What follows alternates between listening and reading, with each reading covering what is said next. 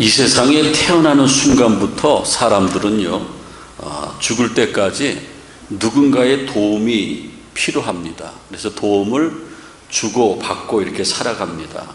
어떤 사람들은 남에게 도움을 주기도 싫고 또 남에게 도움도 받기 싫어하는 사람, 독불장군 같은 사람도 있지만은 대부분의 사람들은 서로 의존하면서 도움을 주고받는 것이 우리 인생입니다. 부모의 도움을 받기도 하고 선생님의 도움을 받기도 하고 친구들의 도움을 받기도 하고 친지의 도움을 받기도 하고 가정을 꾸리면은 남편의 도움을 받고 또 아내의 도움을 받기도 합니다. 또 신앙생활하면서 신앙의 선배들의 도움을 받기도 하고 교회 목사님의 도움을 받기도 합니다. 의식주와 문화생활을 영위하기 위해서 생산업체나 사회의 도움을 받기도 합니다.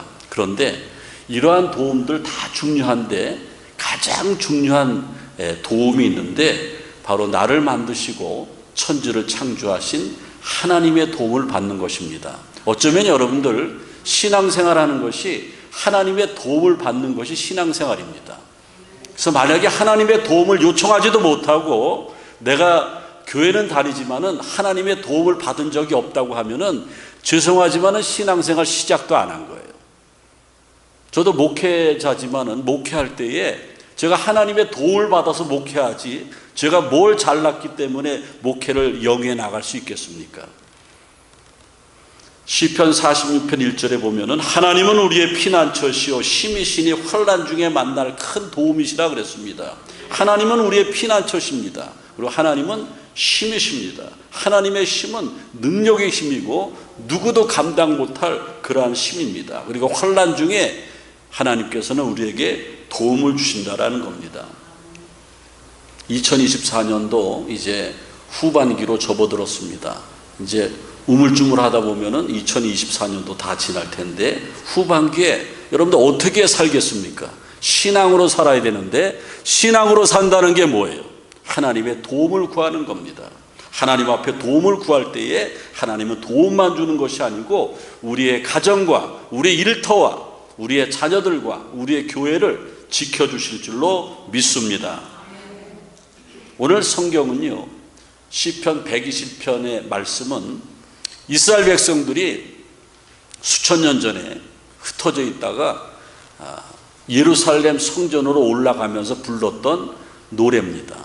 성전에 올라가면서 부르는 노래. 근데 여러분들 교회 올 때에 얼마 걸렸습니까? 어떤 분들은 목사님 나 30분 걸려서 너무 머네요. 근데 이 사람들은요, 내가 놀래는 얘기하면 좀 놀라세요. 교회 한 번 오는, 성전에 한 번 오는데 2달 이상 걸린 사람도 있대요.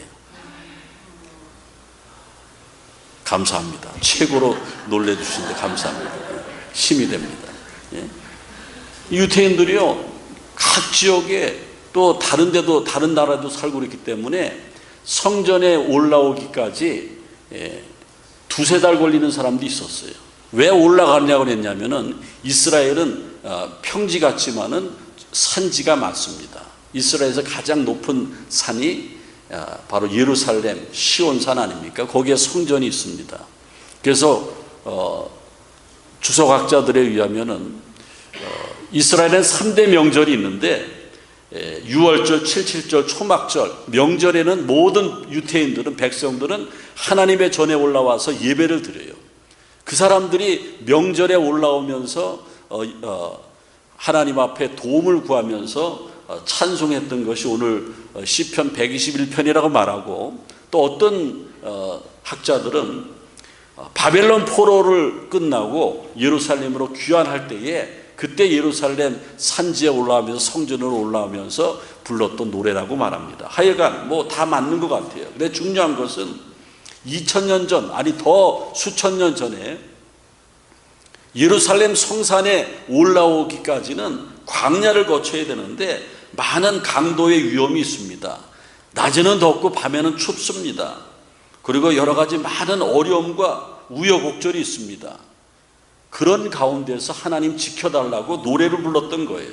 그 노래가 내가 산을 향하여 눈을 돌리라. 나의 도움이 어디서 올꼬? 나의 도움이 천지를 지으신 여호와에게서로다. 그 순례자들이 성전에 올라가면서 주변 다 보니까는 광야고 산들입니다. 그런데 언제 어떤 위험이 올지 모릅니다. 굶어 죽을 수도 있고 맹수에 물릴 수도 있고 강도 당할 수도 있고 또 너무 더위에 지쳐서 생명이 위독할 수도 있습니다. 그런 상황에 하나님 앞에 도움을 구하는 그러한 찬양이라고 하면 됩니다. 여기서 나의 도움이 어디서 올꼬? 이 도움이라는 것은 히브리 말로 에제르라는 건데 지원하다, 해결해 주다. 사람이 감당할 수 없는 어려운 순간, 위험한 순간, 사람이 해결할 수 없는 그러한 순간에 하나님이 도와주셔서 그 위기를 넘기게 해주신다라는 거예요. 그러니 찬송은 안 할 수가 없고, 그러니 하나님 앞에 도움을 안 구할 수 없었다라는 겁니다. 인간의 노력으로 이루어지는 것이 아니라는 거예요. 여러분들 어떤 분들은 제가 집사님 편안하십니까? 너무 좋아요. 요즘과 같았으면 좋겠어요. 너무 좋대요. 근데 여러분들 너무 좋다가도요, 내 힘으로, 사람의 힘으로 안 되는 어려운 순간을 맞이할 때가 있습니다. 그때 여러분들 신앙생활 하는 거예요. 거기에 신앙의 묘미가 있죠. 세계에서 가장 높은 산이 어떤 산입니까? 마운틴 찰스톤입니까? 백두산입니까? 에베레스트 산이죠. 히말라야에 8,848m.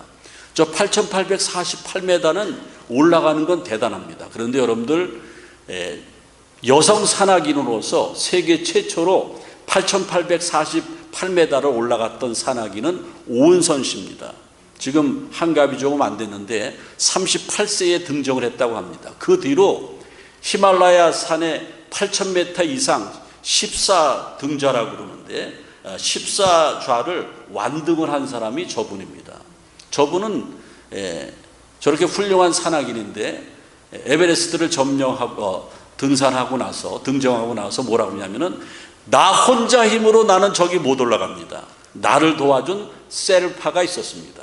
셀파가 있었다. 그래서 여기 사진을 같이 찍은 사람이 셀파인데 저 사람의 이름은 옹추다와와 채칭이라는 사람인데 티벳 사람입니다. 그래서 그 셀파라는 말이 뭐냐면은 네팔에 히말라야 산이 있는데 네팔의 동쪽에 티벳이라는 산지의 나라가 있습니다. 못 사는 나라죠. 너무나 가난하니까는 네팔로 이주해서 먹고 살라고 왔습니다. 그래서 셀파라는 것이 동쪽에서 온 사람들, 네팔의 동쪽이 티벳 아닙니까? 동쪽에서 온 사람들이라는 뜻입니다. 가난한 사람들. 그리고 지금 현대적인 의미는 셀파는 도우미 이런 뜻입니다. 그래서 저 셀파들은요, 먹고 사는 것 때문에 에베레스트 등산하러 오는 사람들을 도와주는 거예요. 그래서 먹고 사는 거예요. 그들의 짐도 날아다 주고 먹을 것을 해주고 잠자를 해주고, 그 다음에 에베레스트를 등정하는데 한 달이나 한 달 반 걸리는데 목숨을 걸고 같이 등정해 주는 거예요. 그리고 높은 산 눈을 그냥 막 징으로 찍으면서 올라가면서 먼저 올라가 가지고 노프를 내려주면은 오은선 같은 산악인들이 그걸 잡고 올라가는 거예요. 그 누가 더 등산을 잘하는 거예요? 셀파가 잘하는 거예요. 셀파가. 그래서 저기 셀파들은요, 등정을 마치고 사진을 저렇게 찍어줘요. 정상에서 사진을 딱 찍어주는 것으로 사명이 끝나는 거예요.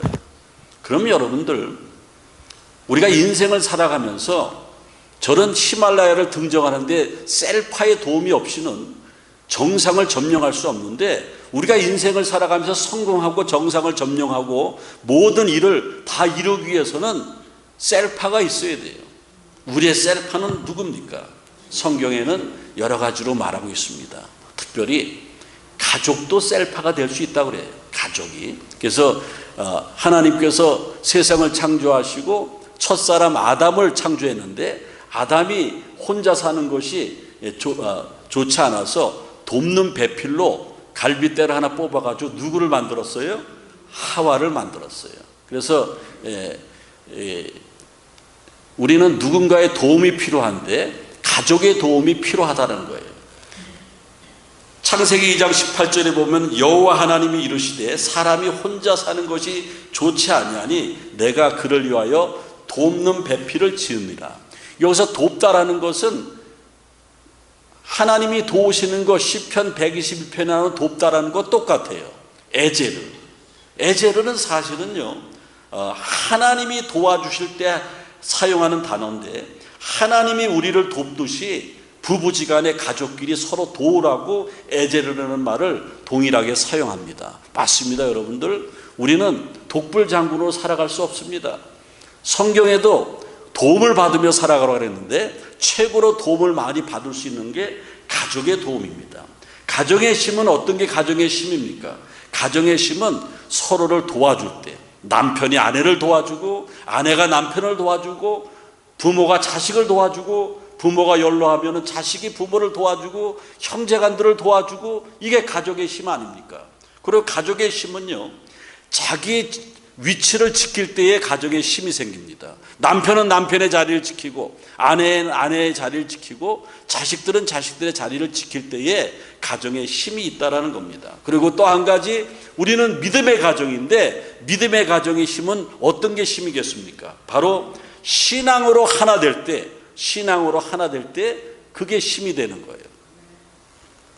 어떤 분들은 남편은 장로교에 다니고 부인은 감리교에 다니고 자식들은 미국교에 다니고 뭐 다 흩어져 다니더라고요. 뭐 그럴 것도 좋겠죠. 뭐 주일날 모여서 니네 교회 목사 설교 뭐 했냐고 서로 들으면은 설교 서너 편 들으니까 좋을 수도 있지만은 신앙은 하나여야 됩니다. 하나여야 돼. 그래서 하나로 모이는 게 그의 가족의 힘 아닙니까? 그리고 우리가 누구의 또 도움을 받아야 되냐면은, 사도 바울은 성령께서 우리를 도우신다고 말하고 있습니다. 성령께서. 그래서 로마서 8장 26절 유명한 말씀이죠. 이와 같이 성령도 우리의 연약함을 도우시나니, 이게 에제르라는 거예요. 도우시나니 우리는 마땅히 기도할 바를 알지 못하나 오직 성령이 말할 수 없는 탄식으로 우리를 위해서 친히 간구하시느니라. 성령께서 우리를 도우신다라는 거예요. 여러분들 신앙생활 하지만은 정말 힘들 때는 기도가 안 나올 때가 있어요. 그렇잖아요. 그러니까 오늘 성령께서 어떻게 도와주냐면은, 우리가 마땅히 기도할 바를 알지 못하나 오직 성령이 말할 수 없는 탄식으로 나를 대신해서 기도해 주신다고 그랬어요. 그러니까 성령께서 나를 분명히 도와주신다라는 거예요. 성령이라는 말은 헬라어로 파라크레토스인데, 파라크레토스라는 말은 옆에 와서 도와주시는 하나님이라는 거예요.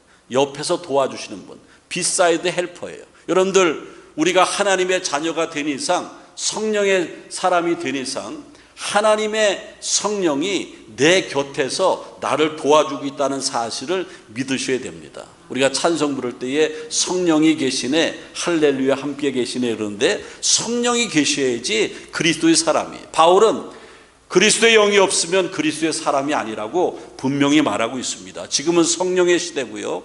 교회는 2000년 전에 오순절 날에 마가의 다락방에서 120명의 제자들이 모여서 열흘 동안 저녁 기도하기를 힘쓸 때에 성령이 임해서 교회가 시작이 됐고, 성령 받은 사람들이 그리스도인이 됐습니다. 그들은 아무것도 없었는데 성령께서 도우셔서 교회가 확장돼 나가고 땅끝까지 복음을 증거할 수 있는 힘과 능력이 있었다라는 겁니다.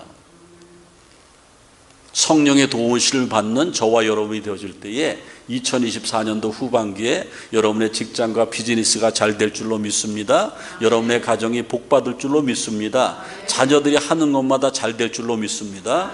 우리 교회도 후반기에 성령의 인도하심을 받고 성령의 도우심을 받을 때에 우리 교회가 더욱더 건강하게 부흥하는 2024년도 후반기가 될 줄로 믿습니다.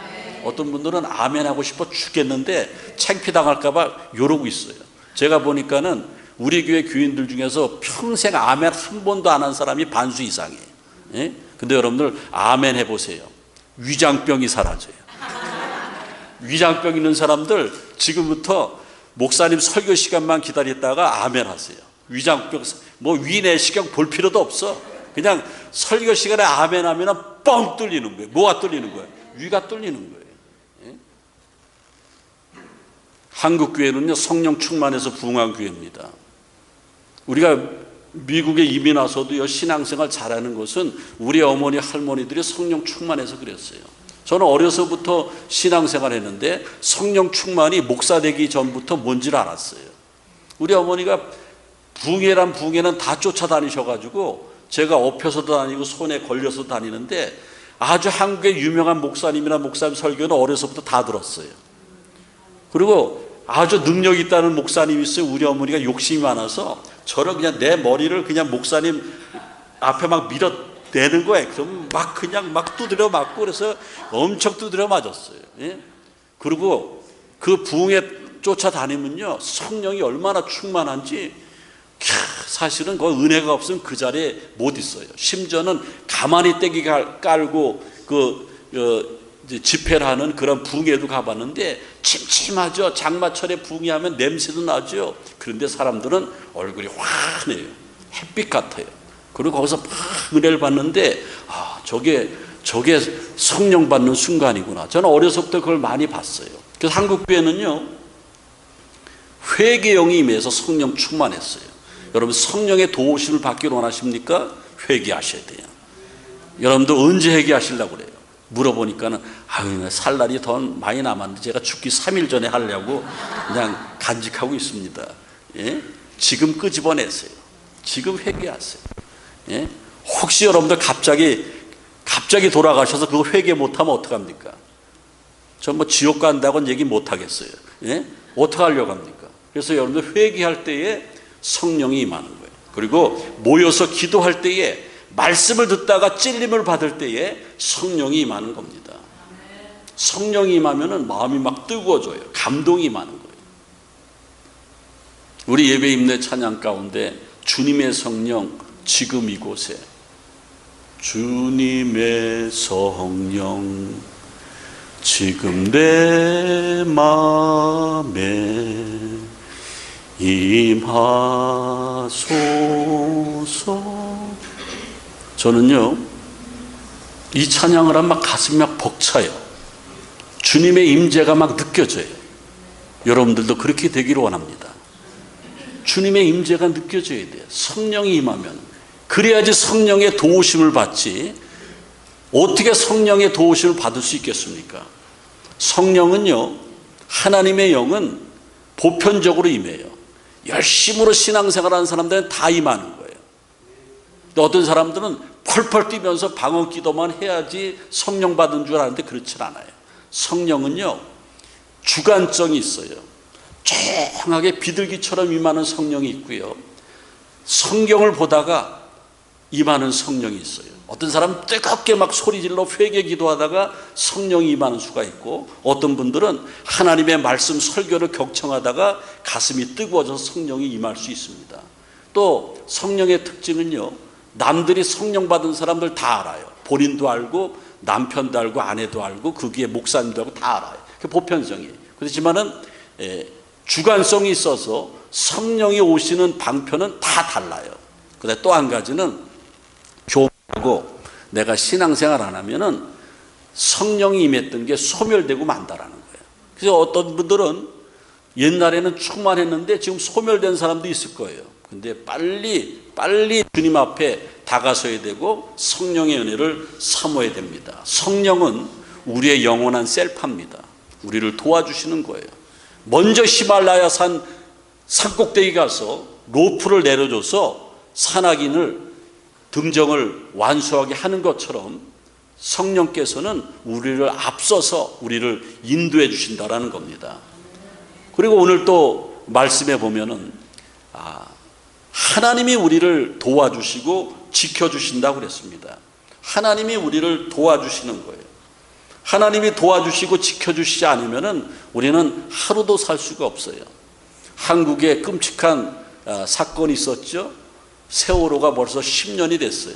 금년에 세월호 10주기 그런 날이 있었는데 많은 사람들이 눈물 흘리죠. 저기에는 299명의 사람이 사망을 했어요. 아직까지 시신을 찾지 못한 5명의 사람이 있습니다. 304명이 죽었어요. 그 가운데 250명이 넘는 안산 단원고 남녀공학인데 고등학교 학생이 저 배를 타고 제주도 수학여행 가다가 참사를 당했어요. 저 부모님들의 억장이 무너지지 않습니까? 그 애들이 그냥 있었으면 벌써 시집장가 갔을 거예요. 10년이 됐으니까. 근데 뭐라고 그러냐면은, 딸아, 아들아, 내가 너를 지켜주지 못해서 미안하다. 10년 전에도 지금도 그런 거예요. 내가 지켜주지 못해서 미안하다. 근데 여러분들, 부모라고 자식들을 완전히 지킬 수 있습니까? 내 사랑하는 아내라고 남편이 자기 아내를 완전히 지킬 수 있습니까? 사람은요, 한계가 있는 거예요. 절대적으로 지켜줄 수가 없어요. 그런데 저기 성경 말씀 있죠? 여호와께서 너를 지켜 모든 환난을 명쾌하시며 내 영혼까지 지키시리로다. 하나님은 우리를 도와주시고 지켜주시는데 우리의 육체만 지켜주는 게 아니고, 사람은 어쩌면 사람의 육신을 지켜줄 수 있는데 영혼까지는 지켜주지 못할 겁니다. 그런데 하나님은 그렇게 지켜주신다고 그랬습니다. 어떻게 지켜주시는가? 오늘 성경에 보면은 구체적으로 말하는데, 지켜주는데 구체적으로 3절에 뭐라고 그러냐면은 너로 실족지 않게 하시며 이렇게 말씀하고 있어요. 너로 실족지 않게 하시며. 실족은요, 발을 헛디뎌서 넘어지는 거예요. 실제적으로 산에 올라갔다 실족하면은 낙상해서 죽는 경우도 있어요. 저도 네덜하게 등산 갔다가 교인들하고 갔다가 낙상해가지고, 예? 그때 뼈가 부러지지 않았습니까? 떨어진 거는 한 1m 한 50 정도 되는데 떨어졌는데, 예. 그 실족이라는 게 무서운 거죠. 그런데 저거는 낙상하는 것만 얘기하는 것이 아니고 인생을 살 때에 실수하거나 실패하는 것까지 얘기합니다. 우리를 도와주시고 지켜주신 하나님은 우리가 실수하거나 실패하지 않도록 나의 버팀목이 되주시고 지켜주시기 때문에 사업도 실패하지 않습니다. 가정도 실패하지 않습니다. 신앙도 실패하지 않도록 지켜주신다라는 거예요. 그 하나님, 그 하나님의 도움을 받아야 된다는 거예요. 여러분들, 제가 오늘 설교서 때 말씀드렸지 않습니까? 하나님의 도움이 없는 사람은 신앙생활을 시작도 안 한 것이다. 어떤 분들은 이래요. 아유, 목사님, 다 하나님 앞에 도와달라고 그러는데 나라도 좀 참아야지, 하나님 너무 분주하실 거 아닙니까? 별 걱정을 다 하시네. 네? 별 걱정. 그 다음에 오늘 4절에 보면은 졸지도 아니하시고 주무시도 아니하시로다. 여러분들, 사람들은요, 잠 못 자는 게 그게 아주 정말 힘든 거예요. 그래서 범죄자들 이렇게 수사할 때에 잠 안 재우고 이렇게 얘기하면 다 제발 자게 해달라 그러면 수술 불지 않습니까?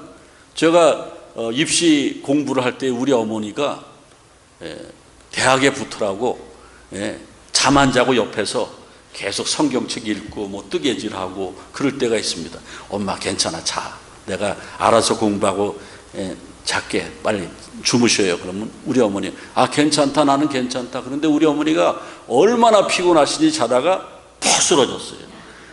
그러면서 나는 그때 알았어요. 여자도 코 고는 줄을. 예? 그러니까 여러분들, 잠을 안 자고 지켜준다라는 게 사람은 안 돼요. 근데 우리 하나님은 되시는 거예요. 하나님은 졸지도 아니하시고 주무시도 아니하시고 여러분의 비즈니스와 사업장과 여러분의 건강과 여러분의 자녀와 우리 교회와 이 나라와 우리 조국을 다 지켜주시고 보호해 주시는 거예요.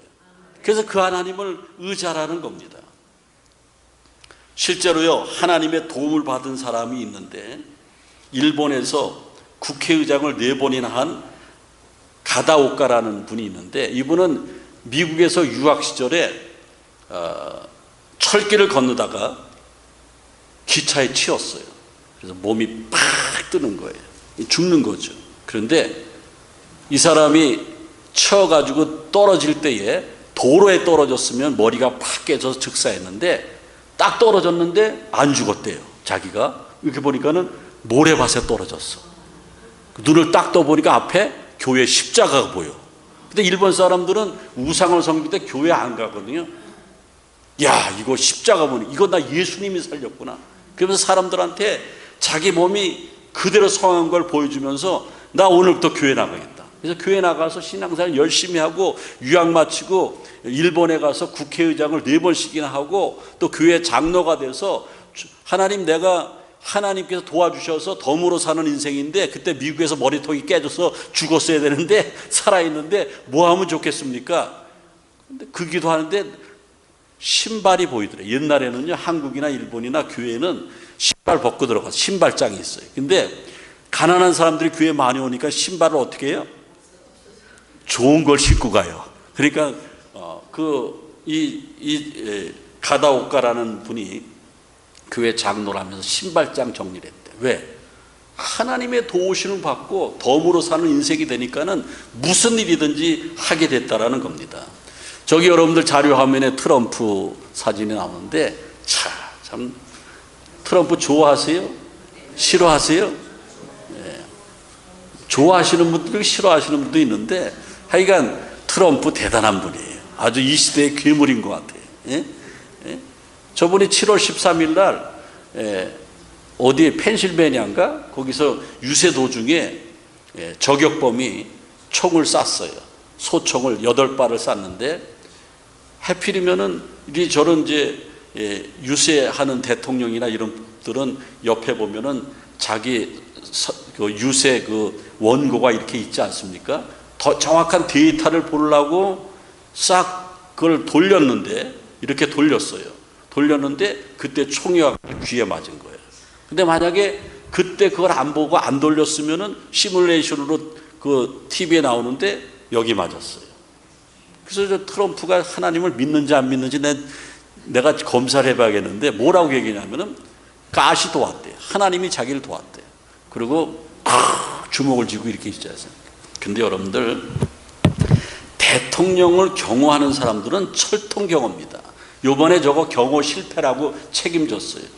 자기네들이 책임을 인정했어요. 그런데 대통령급이 어디 가면은 미국에서 특별히 2, 3주 전에 다 가는 거예요. 가가지고 다 조사해요. 동선을 다 조사해, 건물 다 조사하는 거예요. 그리고 철통 경호를 해요. 그래도 저격 사건이 일어나는데 요번에는 허점이 많았다라는 거예요. 그렇게 경호를 해도 지켜주지 않는다라는 거예요. 그래서 누가 지켜준다고요? 하나님은 지켜주시는 거예요. 트럼프가 오랜만에 바른 소리 했어요. 하나님이 나를 지켜주셨다. 예? 이제 오늘 말씀을 마치겠습니다. 우리는 편안한 것 같지만은 언제 위기가 올지, 언제 어려움이 닥칠지 모릅니다. 그게 인생입니다. 그런데 하나님은 우리의 도움이셔서 우리에게 도움을 주시고 지켜주셔서 환난을 명쾌해 주신다라는 겁니다.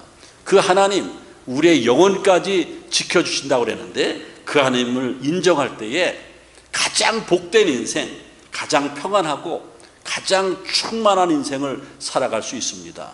도와주시고 지켜주신 하나님, 여러분의 하나님이 되시기를 바랍니다. 하나님 감사합니다. 오늘 거룩하고 복된 날 귀한 말씀 주셨는데, 우리가 신앙생활하는데 하나님의 도우심을 받고 하나님이 지켜주시는 것을 체험하게 도와주옵소서. 그래서 늘 복되고 평안한 삶을 살며 하나님 앞에 영광 올려드리게 도와주옵소서. 예수 그리스도의 이름으로 기도하옵나이다. 아멘.